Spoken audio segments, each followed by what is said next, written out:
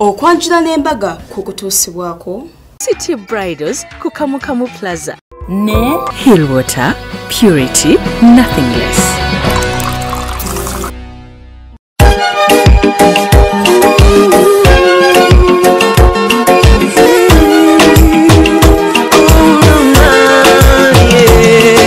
Ndaira simba lero bino binjogera byakumoyo toboyo mtima gwange munda ekukubira nze ne kuntujja omukwano lero njagala otegere nti wampamba wotoli serious enywa nze sebaka nyabo Paniriza nyo mukwane ku Delta TV tukole era nenkubuza ko nti mukono osibye otya webali nyo kubera ngo wayo akaddeko akalungi akaddeko akomuwendo nogamba tino ku sawa 10 mbuli rasande mbera ndi mukulaba program yo kwanjula n'embaga ku Delta TV tukole ne Sharitawo mazima wanvu webali nyo atejokera njaguzo kubera nga mpeze emyaka 10 nga mpereza embaga era nga sikoze bwomu nkikoze nawe alaba Delta TV angoberedde okuveri mpaka wano webali nyo webali ddala unakola lero nga bulijo nkolera waneno ku Malakai Ecology era wendi Malakai Ecology ekyenyanja bakirundira omwo nosongako kicho nokijayo nolya osokolerawo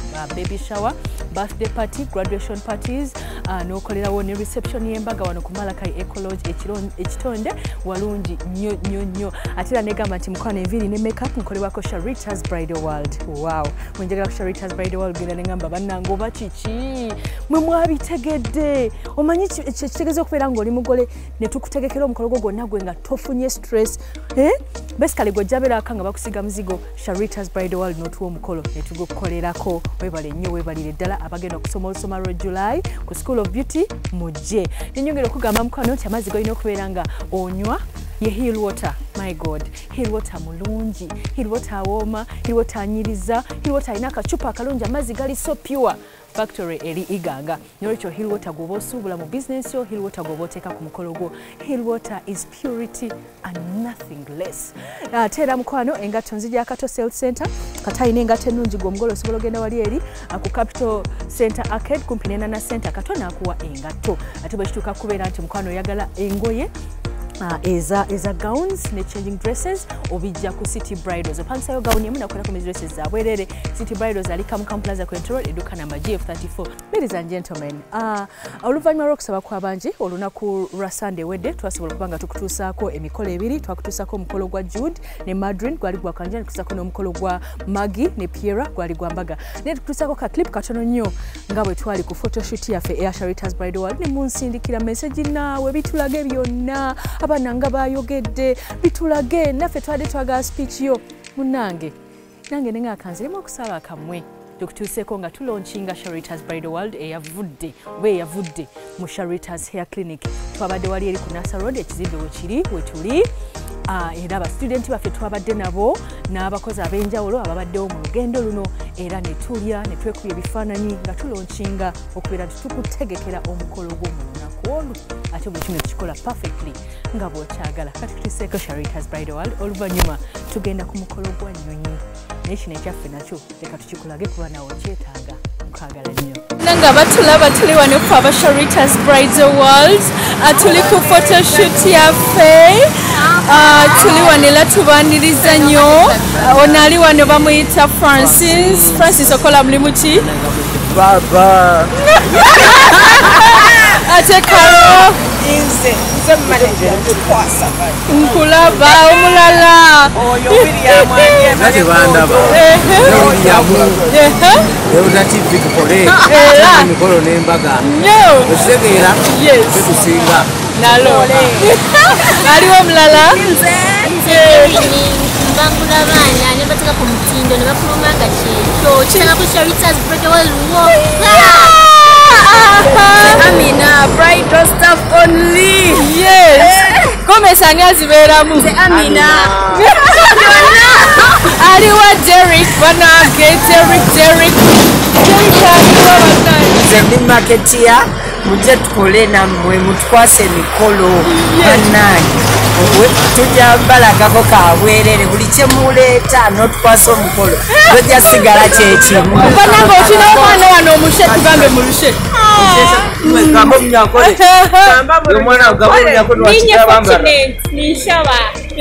I do hair and massage.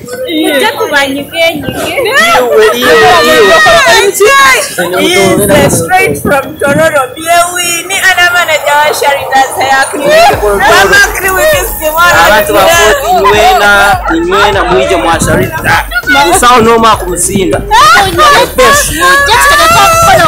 Within 1 hour.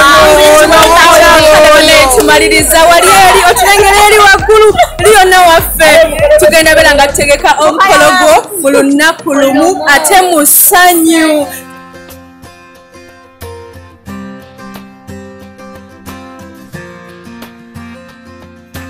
The Bible says it's a good thing to give thanks to the Lord. Amen. Mukano kwaniriza nnyo ku Delta TV tukole era nga mukwano webale nnyo webalire ddala. Mu sawa yaffe n'esooka ekitundu kyayo tutandise ne Sharita's Bridal World nga twaniriza omugenyi. Bridal Company ekyali latest mu Uganda eri mu kwogeza abantu obwama era buli omu gye yeesunga okubeera nti ajja ne tutegeka omukolo. Yawutegeeza tuli waneeno ku Nasa Road era nga tweyubudde ne tuva mu Sharita's Hair Clinic ne tudda mu Sharita's Bridal World. Eri yali saluuni na kusomesa abaana naye kati eno nsi ya bya mikolo era ng'ojja n'osangawo saloon, n'osangawo massage ne spa, n'osangawo engoye z'abagole, gomesi, gawuni, dresses, sari ez'ababuuza byonna weebiri, n'osangawo School of Beauty. Ate ne tukutegekera omukolo gwo gwonna nga buli kimu kye weetaaga ku by'emikolo kisangawo kuba ku decoration, cake, byonna. N'ekyo mukwano twajaguza mu kye tuyita photoshoot era nga photoshoot eno yabadde eyaniriza omugole waffe Sharita's Bridal World eyazze okubeera nga ekusangulako amaziga naddala gwe omugole anoonya wa okusanga eby'emikolo. Totawana kuzonga ojja n'obisanga wamu ku Sharita's Bridal World. Twabadde ne photoshoot era nga twabadde n'abantu be tubadde nabo mu lugendo luno. Twasoose n'aba student wamu n'abakozi mu uniform yaffe esooka wa uniform kye yasinze okunyumira nze naawe. Era nga naawe omugole essaawa yonna inshallah eyali alagiddwako ku TV nga nze yakubuuza ebibuuzo tujja kubanga tujaganya emyaka 10 ffenna.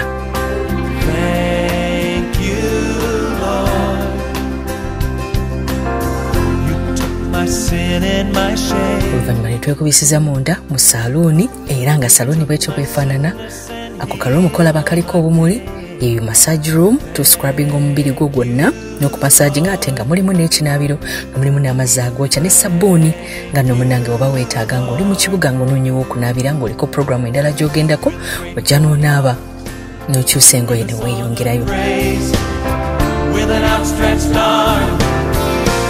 Twamaliriza ne tugenda ate mu ba student ababeera busy nga balina n'omusomesa abeerawo buli lunaku essaawa yonna n'abasomesa eby'enviiri.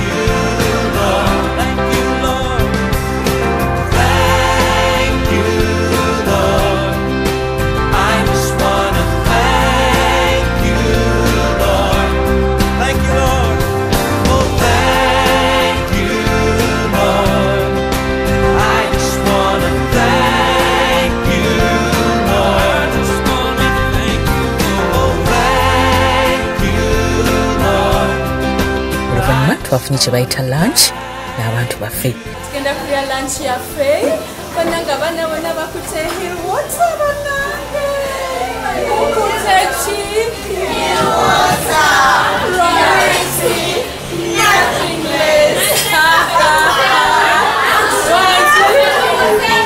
hale nawe mtulage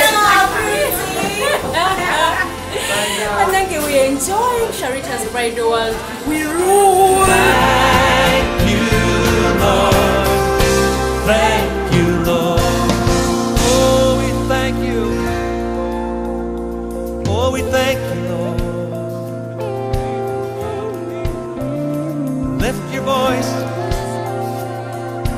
Thank you, Lord. For all you've done in our lives, we want to say thank you, Lord. Oh, thank you, Lord. Thank you, Lord.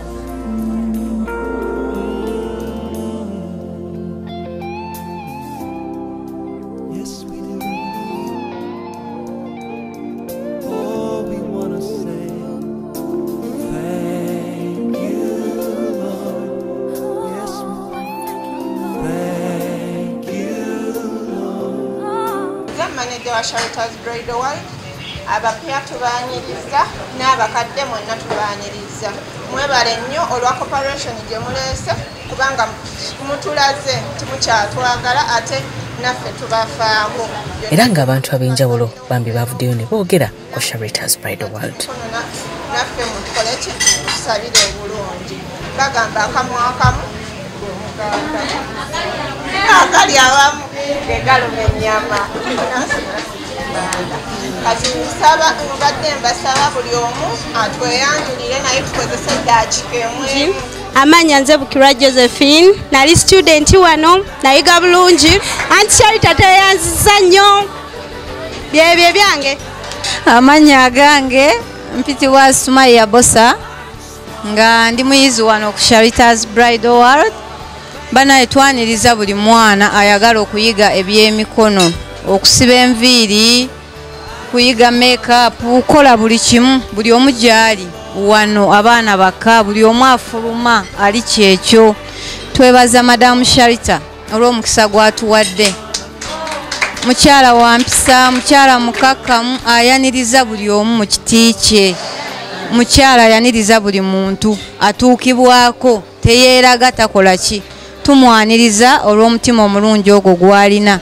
Tweyanza nnyo, tweyanzeege olwa pate. Bampita Aisha Ziwa nga ndi student wano. Byonna mbimanyi era nabiyiga dda mu wiiki emu. Student. Napensa mumanyi. Naliko student wano. Sharita webale nnyo twagala era webale tujjukira era webale oteeka olunaku olwaleero. Okay, amanya gange bampita Martha Nankunda. Former student wano nali njiga makeup. Era namuyigira ddala even if I don't make up, but I know how to make up other people. I just want to thank you and Sharita. Thank you for the step you've taken now to open Sharita's Bridal World. I think this is good. I pray God to bless you, even the people that you work with. May you continue to trust them. And I pray that God takes you to higher heights. You deserve it really. Bana singa teyali Sharita singa byemanyi byonna singa sibimanyi yebala okuteekako essomero n'atusomesa bulungi. Tusubira buli omu asomye bulungi saawa zina afuruse buli omu kafuru. Kati twebaza nnyo bambi Sharita okutwaniriza wano. Eva n'atwanirizanga bw'ati katumusabire Mukama muteremu amaanyi. Ekintu akitadde ku mutindo gwa waggulu katumusabire kigaziwe nnyo. Amanya gange nze Nishaba Fortunate nga ndi mukozi wa Sharita's Bridal World. Yeah, I deal with hair, massage. Bwemba mwagala service mujje. My beautiful names and handsome names. I'm Sarah Derek. I'm proud and humbled and blessed to be part of the bigger family, the bigger vision of Sharita's Bridal World. And I am the marketing manager and at the same time as a marketeer. I'm really humbled. And Sharita, one writer wrote called Thomas Jeffer said, one thing that in life we struggle with is acceptance. We all struggle with acceptance. We want to be accepted in life with everyone, which is very hard. But if you find a place where someone accepts you, just bless the Lord. On that note, it is from the bottom of my heart, and Sharita, thank you very much. Being part of you guys, I found a family. And Sharita, thank you for being a good friend to me. You've been a mother to me. You've been a mentor. You have been an inspiration. And my promise will be that come what may, come rain, come sunshine, I'll give my very best by the grace of the Lord without ceasing, regardless what we go through. And I believe that where we are, it's not where we're gonna be. We are heading somewhere. On that note, I bless you all. Amanya gange nze mwebaza Deborah. Nva Buwoolero ky'ekyalo kyaffe. Ndi student wano ku Sharita's Bridal World. Kali karuma akasembeyo ketusomeramu. Soga. And Sharita, thank you so much. Kama akudizeo. Kubanga chokola. Si buli omuntu nakikola. But thank you so much. May God bless you so much. Bampita weko ne Mongo Stella. Former student wa wano. Bambi Aunt Sharita. God bless you. Thank you for welcoming us. Era amanya gange nze nakamya Fiona Precious. Nakajja naye nsanyuse nnyo kubanga mwenna mwine enkwatagana era nange kinsanyusiza kubanga nze ndi mukyala mulokole njagala nnyo abantu abakwatagana. Era mwebale nnyo Aunt Sharita okubanga oli mukyala mulungi. Nkola wano ku Sharita's Bridal World. Nkola mu bridal side, bridal staff. Naliko student wano. Never grade as you say. Byebyo. Ndoza akazindalo munzikirize nkakwasa omukulu nanku. Oluvannyuma twafunye okwogera okw'enjawulo eri Sharita ng'abantu ab'enjawulo bazenga bamubuuza akikola atya. Bw'atyo naawe matu n'amaaso ku lutimbe wuliriza byonna osanga onaabeerako ne byofunamu. Bampita Sharita mazima waavu.